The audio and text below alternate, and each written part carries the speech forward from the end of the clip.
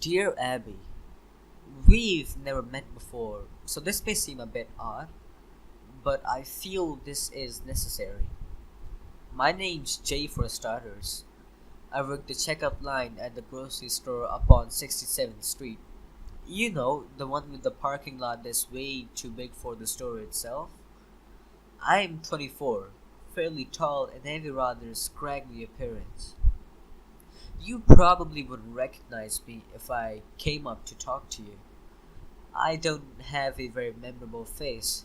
I don't really know why I'm telling you all this, to be honest, but this isn't the point of me writing you.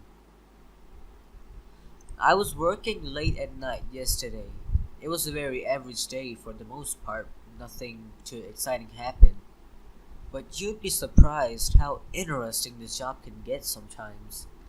I'd been reading some book the guy that worked that counter the shift before me had left. It was some really crappy murder mystery, chock full of cliches. Incredibly boring if you ask me.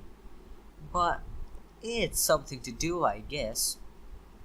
When you showed up, though, my whole night changed. I don't know exactly what it was about you that caught my attention at first, but as soon as I saw you, I got this odd feeling. A weird mix between excitement and terror. That's the best way I can describe it, at least. I saw you walk into my line, and I completely composed myself. I'd been slouching down in my chair for a while, since I rarely get anyone in my line. It was only when you got closer that I realized about you had caught my attention. You were absolutely beautiful. You walked up and said hey and handed me your card. I could tell by the way you were talking and the way you looked that you were very sleep deprived. Though this wasn't surprising considering how late it was. After a second or two of awkward silence, I realized that you greeted me. I suddenly forced out a hi in response. I cursed myself out mentally for that one. I sat there for a second trying to focus. What's your name? I said. It's only later I realized how odd this must have seemed. What kind of a grocery bag guy asks what someone's name is? I'm glad I did though. I remember you said your name was Abigail, but that you go by Abby for short. Abby. It seemed to fit so perfectly. The name seemed to roll off my tongue as I said it back to myself silently. It was like sweet honey. It just felt good as I said it. You seemed to be perplexed when I looked back at you, and I wondered if I'd done something to upset you. Shouldn't you be packing those? You said and pointed to your groceries. Suddenly shocked and embarrassed, I looked up and apologized, then clumsily started shoving your groceries into bags as fast as I could. I couldn't believe myself. How stupid could I be? But when I looked up, I realized you were laughing. You're kind of cute, you said. I tried to play it off cool, but I was obviously thrilled. A girl like this thought I was cute.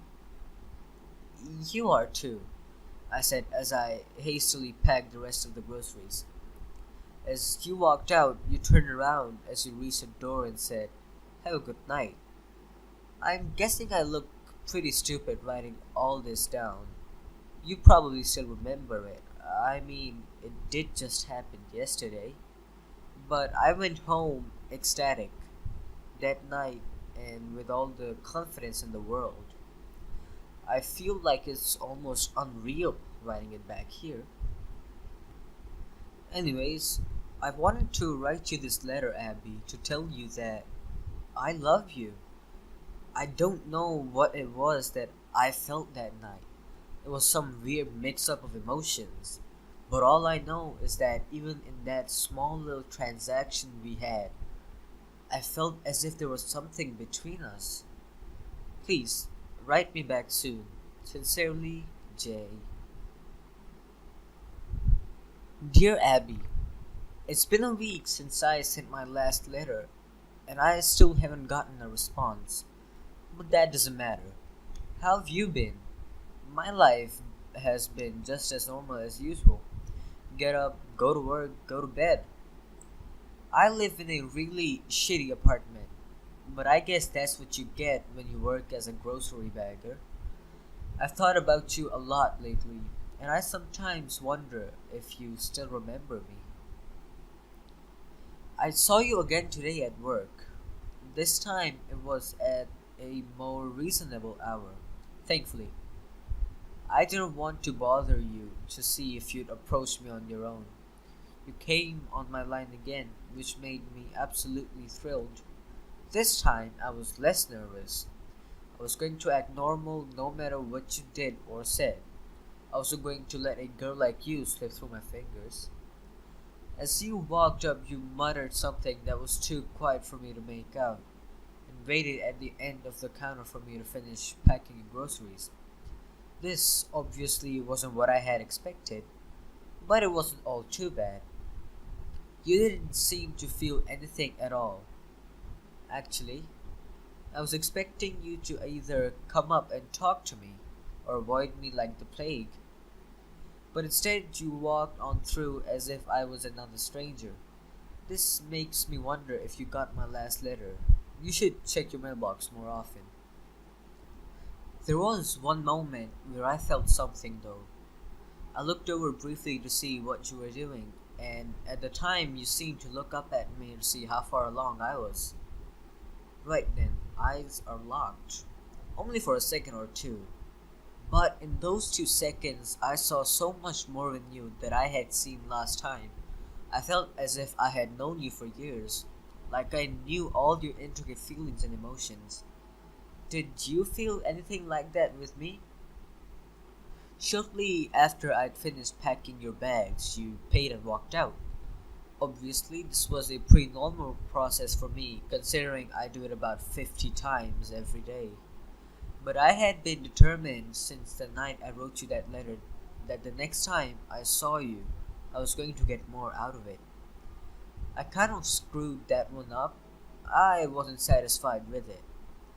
I had to have more. There's a little room in the very back left corner of the grocery store designated for staff. In there, though I knew they kept all the security footage from the day, all staff is informed of this and the security cameras' locations when they're hired. Luckily for me, there's one position right next to my counter. I waited until the store closed up and everybody left, and then I went in. After flipping through a few of the TV screens, I found the one that was connected to the camera by my counter. I rewinded it until about when I remember you coming in. After a few minutes of scanning, I found it. There you were. I paused on the best still shot I could find. I knew the camera wouldn't do you justice, but it was the best I could have for now. Having a longer look at you, I realized how truly perfect you were. Every feature of your body, your hair, your face, your legs, your chest was just perfection. I rewinded the tape to when you first came up to my line a few times. I couldn't help myself. My eyes were glued to the screen. After a few minutes of consideration, I popped out the tape and shoved it in my pocket, and then drove home. I knew I wasn't allowed to. I could very well be fired for taking such actions, but I couldn't help myself. I had to have you with me at all times, even if it means me losing my job. Abby, I love you. I love everything about you. I think about you constantly now. Do you feel the same way about me, Abby? I just want us to be together forever. Right back soon. Yours truly, Jay. Dear Abby, it's been 3 days and I still haven't gotten a reply. Why don't you want to talk to me? I'm still unsure if you got my last 2 letters, so please tell me if you have. So I got fired from my job. They found the missing tape. I got a call from the store owner, my boss, at 6 a.m. on Monday, I was told to come in immediately. They were having a mandatory all-staff meeting. When I got there, all of the staff gathered around a small table with the owner at the head of it. Once everyone had arrived, he told us that apparently there had been a minor robbery yesterday. They'd had about $200 worth of stuff taken from them, and the one tape that would have shown who was the culprit was the one I had taken. Just my luck. He told us that no one was going to leave the room until someone confessed. After a few minutes, I finally gave in. I told him everything about how it felt as if me and you had some kind of connection. After explaining the whole story, my entire room was staring wide-eyed at me. After I finished, I sat there in silence for several seconds. Suddenly, the store owner broke the tension. "Jay, you're fired. Get out of here and now don't come back," he said. I did as I was told and got out of there as fast as I could. That stupid prick. He always treated me like shit. He's been on my case since the day I got the job. I swear he's just been waiting for me to do one little thing that could justify firing me. And the one time I slip up, he finds out. Why didn't he understand though? Doesn't he get that you and I are meant for each other? Any rational man would have understood. Anyone put in my situation would have done that, right? I've been searching you up a lot lately. With no job, I have all the time in the world to spend learning about you. Do you know how much you can find out about someone with just a first name and a town of residence? I found out your last name's Merritt. What a beautiful name. Abby Merritt. I can't help but say it aloud whenever I think about you. I also found out you're 24, and you only live a mile away from me. I drove down to your apartment complex today. It looks very nice, much nicer than where I live. I asked to see you multiple times, but I was told that you weren't there every time. I felt more and more discouraged every time, but I was determined to see you again. After a few hours of asking, I decided to stay back in the parking lot for a while, waiting for you to come back. And after many hours of waiting, you did. It was late at night, around 10, I believe. I saw you pull up in your car and get out. I felt a sudden rush of warmth at seeing your face again. I know I have the security camera tape to look at, but it doesn't compare to seeing you in real life. I made sure to record it for later when I was at home, this time with a much higher quality camera.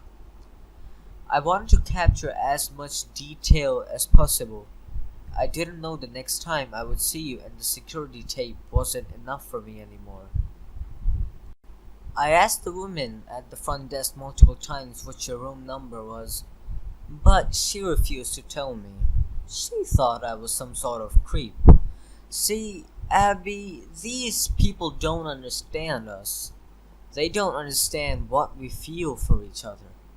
I ended up waiting in the parking lot a little while longer until someone came out. After talking to him for a bit, he told me what your apartment number was. He didn't want to talk at first, but I made him. You'd be surprised what you can make people tell you when you're holding a knife to their chest. Don't worry, I didn't hurt him too bad. But we can't have someone interfering with us. Don't you agree, Abby? I'm sick of all these people trying to keep us apart. I ended up watching you from the parking lot for a while. Once I found out your room number and how the rooms in this complex were organized, it wasn't hard to locate it. You should be more careful about shutting your blinds, you know. I was easily able to watch you from the parking lot. I can't get you out of my head anymore, ever. All I do is watch that video I took of you over and over.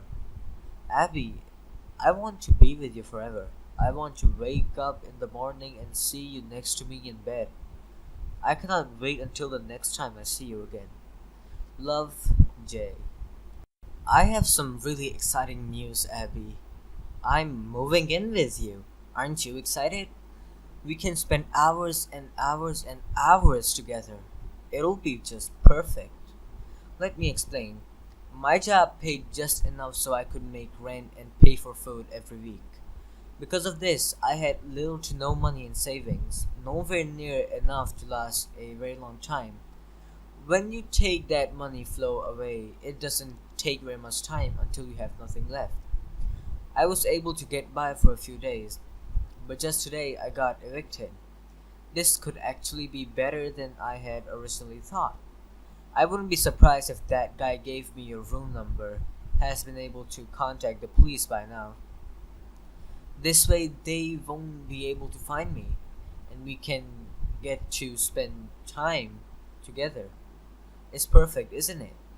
I made sure to bring all my tapes and photos I've taken with me though, and my cameras of course. You should really tell whosoever is managing your apartment complex to get better staff. I was able to get by security easily. I went up to your room and knocked on the door, but I got no answer, so I decided to get in by other means. After scanning the footage I took from last night over a few times, I noticed that you have a ventilation shaft in the corner of your room.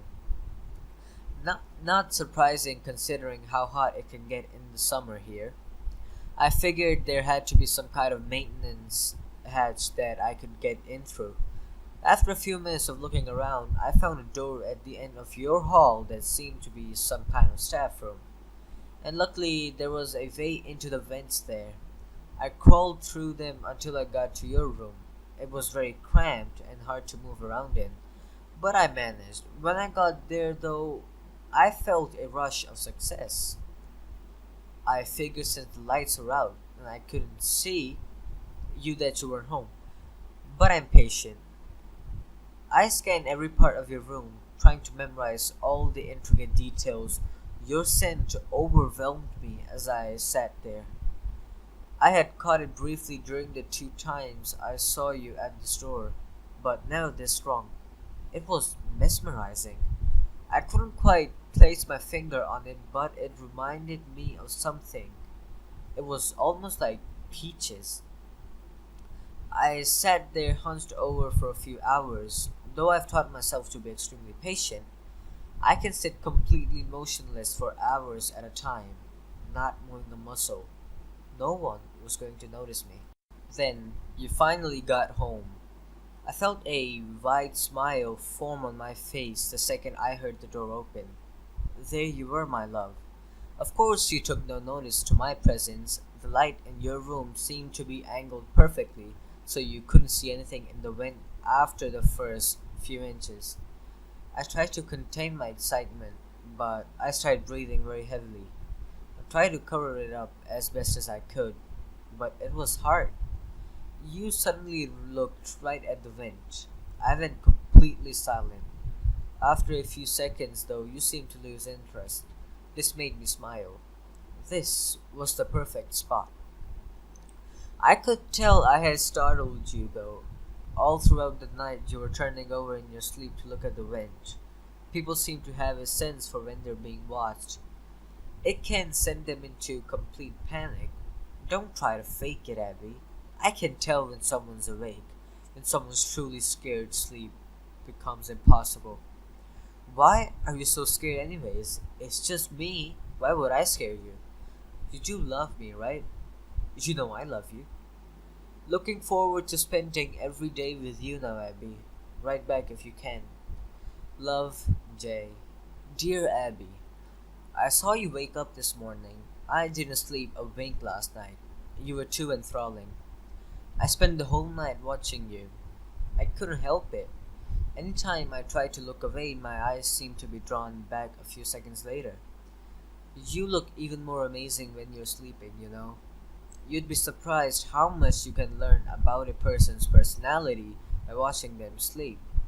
I was tempted to get out of the vent to get a better view of you multiple times in the night, but I resisted the urge.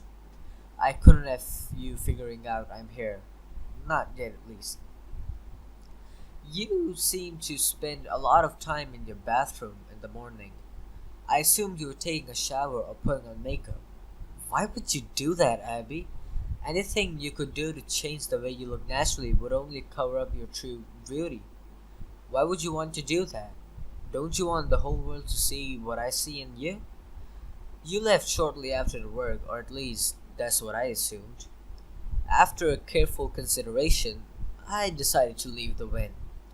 I slipped my hand through one of the slits and felt around for one of the bolts. The surface of the vent was very smooth, which made them very easy to find. I grabbed onto one and twisted as hard as I could, and finally was able to pop it off. I did this with all the other bolts and finally removed the grating. The first thing I did was go over to the bathroom. I quickly disposed of everything I could find that you could use to mask your face. That stuff disgusted me. This way, everyone will get to see you how truly you are. I also found something else in there, your hairbrush. I grabbed it and brought it close to my face to examine it. It was a dull blue with a very thick rounded handle. But that wasn't what interested me. The hairs, that's what made me so interested. I took a few good minutes to pull every one of them. I could see out and line them up on your counter. I counted them. I'd gotten 59.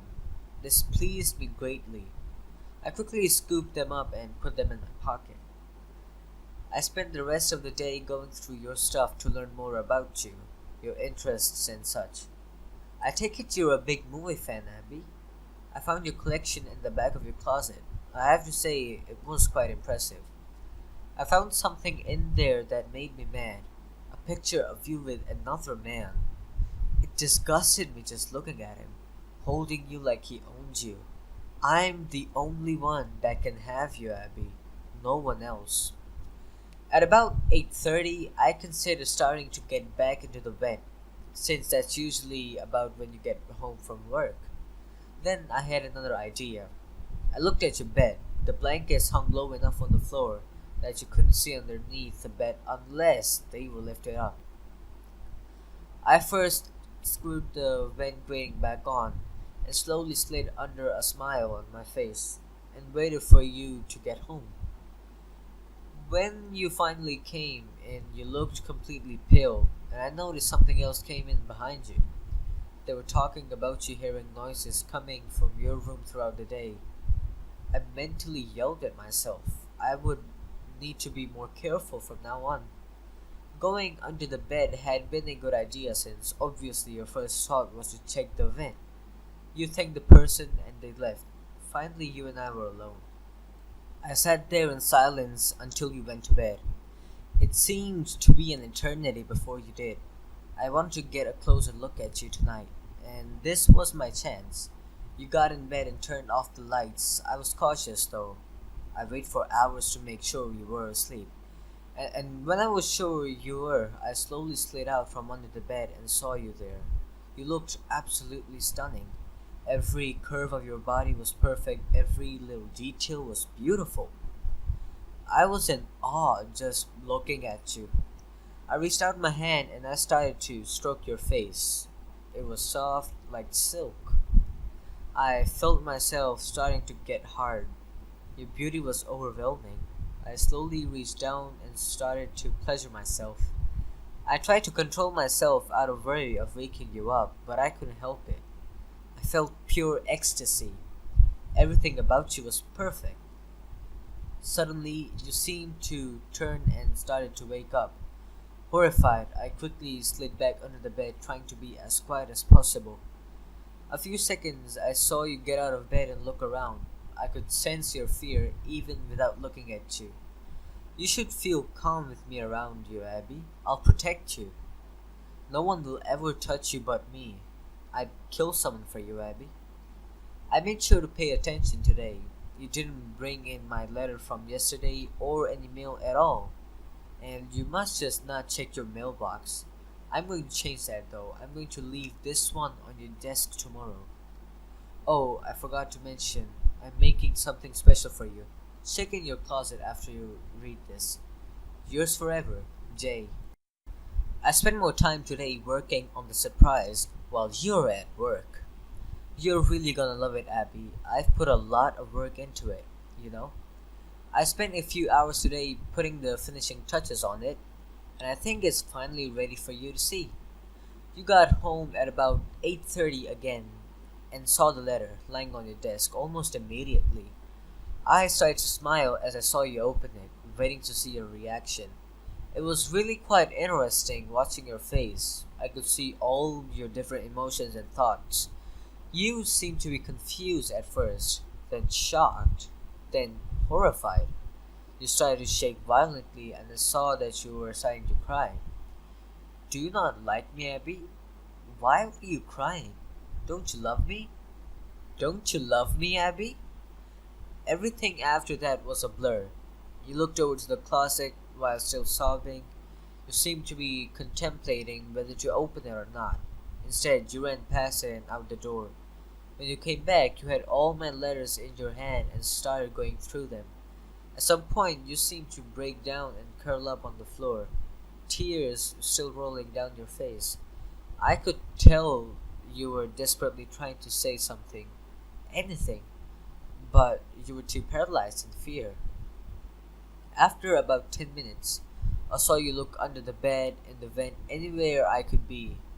You see, Abby, I'm smarter than that. I knew you'd look in those places. I found a better place after I finished your surprise. You'll never find me here. No one will. Isn't it great? I can watch you forever and ever, and there's nothing you or anyone else can do about it.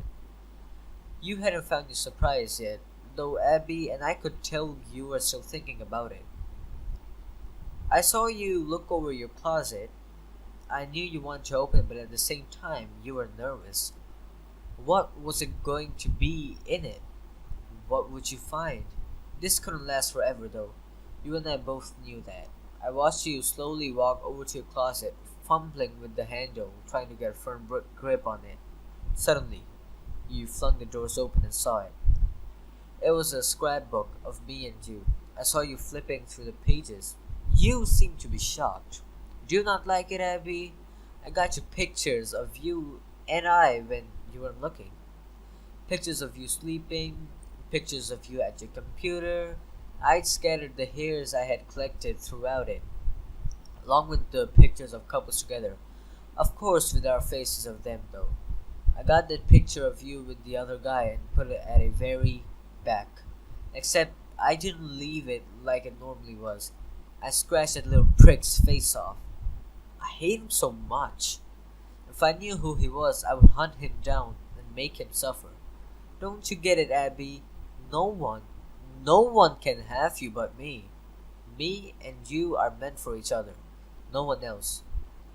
I watched you sob for another 30 minutes, and then get up and run out of your apartment. Shortly after you came back with multiple policemen. This shocked me. Did you not like the surprise, Abby? Why would you bring these people in our room? They'll never find where I am, but if they did, it could ruin everything. All my work from the last few weeks could be for nothing. You wouldn't want that, right, Abby? I'm exhausted from today's work, and as much as I love you, I need sleep, Abby. Have a good night. I love you. Love, Jay. Do you see what you've done, Abby? Do you see what you've done?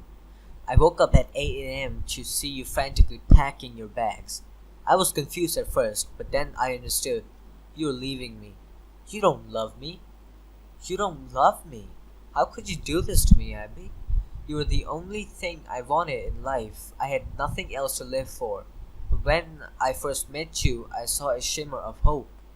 I thought that I'd finally have a reason to wake up in the morning and go on with my shady life. And you went and threw that away. How could you do this to me, Abby? A few seconds after you left your room, I got out of my hiding spot and followed behind you. I saw you throw your bags in the back and then get in your car and start it. I wasn't going to let you get away though, Abby. I would never let that happen. I ran as fast as I could to your car and smashed out the window and dragged you out. Did you really think you could get away from me, Abby? I had to hit you over the head to knock you out. You were making too much noise.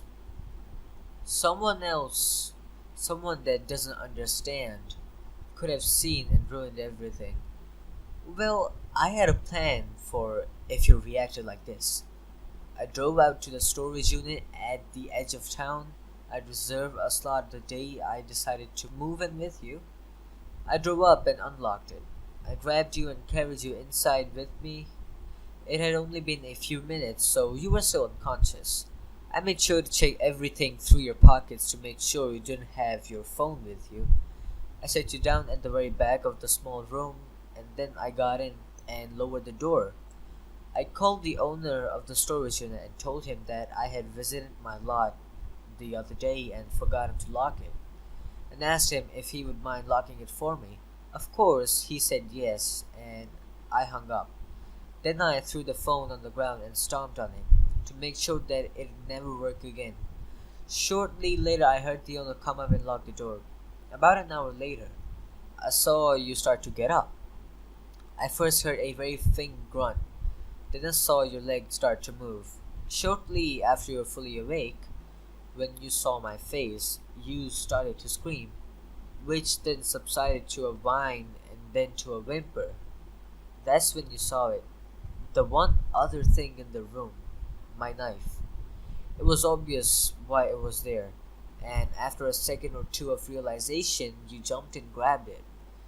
I looked you dead in the eyes and said, Abby, I love you. And then I felt the searing pain of the knife being driven into my side. I felt it being pulled out and jabbed back in with great force. I could feel it going each time, like a fire burning a hole through my chest. I fell to the floor, laughing while coughing up blood. I saw you back away, trembling, and sit back down in the corner.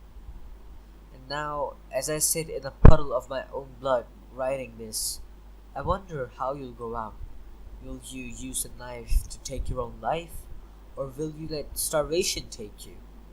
Either way, we'll be together in death, Abby, together from the day I saw you till the day we both died, just as I wanted it. And as you sit there crying, I can tell you've come to this realization. Abby, this is all I ever wanted, and for that I have to say thank you. Love, Jay.